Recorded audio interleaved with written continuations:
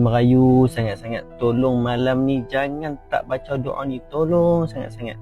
Malam ni malam Jumaat dan juga malam di bulan Zulhijjah.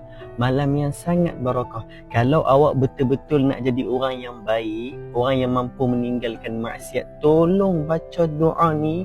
Tolong jangan tinggal.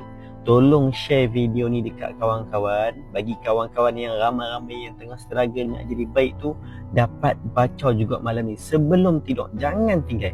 Simple je. Tolong ikut saya perlahan-lahan dan bermula malam ni baca lepas maghrib. Jangan tinggal. Nah, ikut saya pelan-pelan. Bismillahirrahmanirrahim. Allahumma inni as'aluka fi'lal khairat wa tarkal munkarat wa hubbal masakin wa an taghfirali wa tarhamni.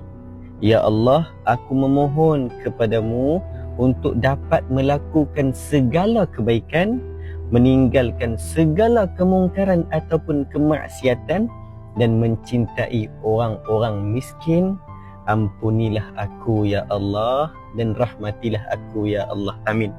Tolong, doa ni sangat penting. Walaupun ianya doa yang ringkas, simple, pendek, tapi kalau kamu amal tambah-tambahan keberkatan malam Jumaat malam ini dan keberkatan bulan Zulhijjah yang sangat hebat ni, insya-Allah Allah akan beri kita kekuatan semangat untuk jadi orang yang baik, tak putus asa usaha jadi baik, dan Allah beri kita kekuatan untuk tinggalkan semua kemaksiatan.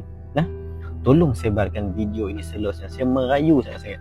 Tolong sebarkan video ini sebanyaknya. Nah, beramal tau. Kebetulan saya baru jumpa satu buku yang sangat bagus untuk wanita-wanita yang sedang diuji teruk. Buku ni menceritakan tentang kisah-kisah wanita yang teruk sangat diuji. Antaranya Sayyidatina Hawa, Siti Khadijah, Ummu Aiman, kisah Nusaibah, kisah Zainab. Macam-macam sangat kisah yang boleh kalian belajar dan ambil iktibar. Sangat bagus, awak kena dapatkan buku ni tau.